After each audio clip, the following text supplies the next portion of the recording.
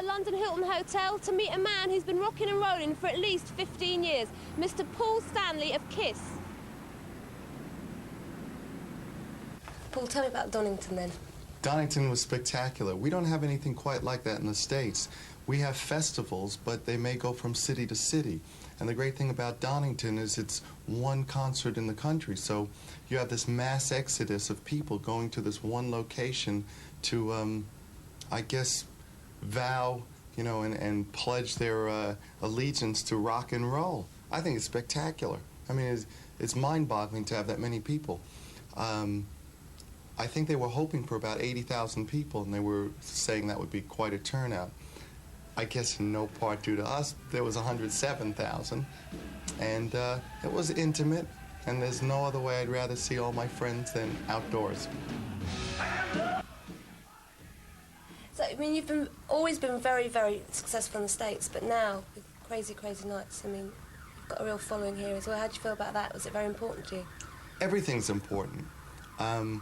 But then again, to me, you know, I'm not one who is hurt by something being a big success or not. You know, to me, any success is great. You know, to me, my glass is always half full. It's never half empty. You know, we've always had great success around the world. And if you sell 2 million records, there's not much to cry about. And to have England come over to our way of thinking was just great.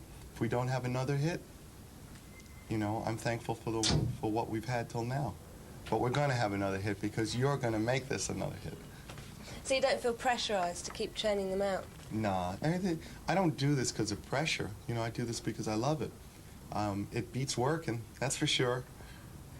Now, why do you think that KISS have survived? I mean, they survived the 70s, which not very many bands did. Why do you think that you did?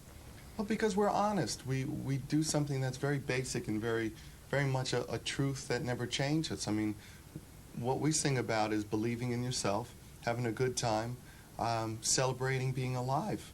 That was true 20 years ago, that was true 100 years ago. That's always going to be true. You know, life's not a rehearsal, so we got to go out and really have a good time. You know, make the most of it. And if you have anything you want to accomplish, go for it. You know, there's nothing we can't accomplish. So if that's what people are picking up in what we do, that's good. We're kind of like Levi's, you know. You may put on polka dot pants or stretch pants. Sooner or later, you go back to your Levi's. They fit real well.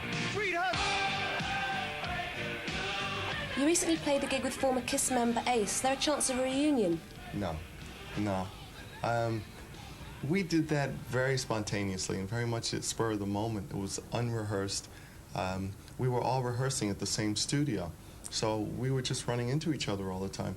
And much to a lot of people's misinformation, I mean, we get along fine. Some people thought, you know, it was like this big showdown that we were going to see each other. And it was just a lot of fun. So we would spend a lot of time together, and he invited us to come see him, and I'd never seen his band. So I went to see it, and really had no intentions of playing. But at the end, he came up out of the audience and said, "Come on, play." I went, "No, this is your night." And he says, "Come on and play." I said, "Okay." So we went up and played. But no. Fun? Yeah, it was fun.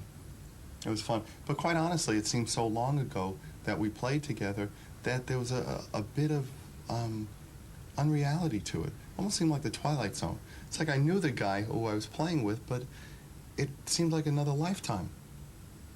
What period of KISS do you like best? Because it's, you know, you said you've got all these different kind of periods. Now. Yeah, I don't live in the past. You know, I don't sit around and reminisce. The past is the past because it's the past, you know. I mean, I'm living today and I'm looking forward to tomorrow. You know, everything we've done is the foundation of everything that comes after it. I'm not interested in the good old days. The good old days were great. These days are even better. So you've got a new single. Tell me about your new single. I've got a new single. We've got a new single. It's called Turn on the Night, and it's off Crazy Nights. And it's a good song. Good song, nice up-tempo thing. Good sing-along number. Boy meets girl, boy wants girl. Boy, I hope gets girl. You know, just everyday kind of thing. Good rock and roll. I'm not used to selling my own music, but I'm trying. I mean, it's good. You'll like it. Samantha Fox. Well, that's an interesting question. I don't know. I'll have to read the paper and find out.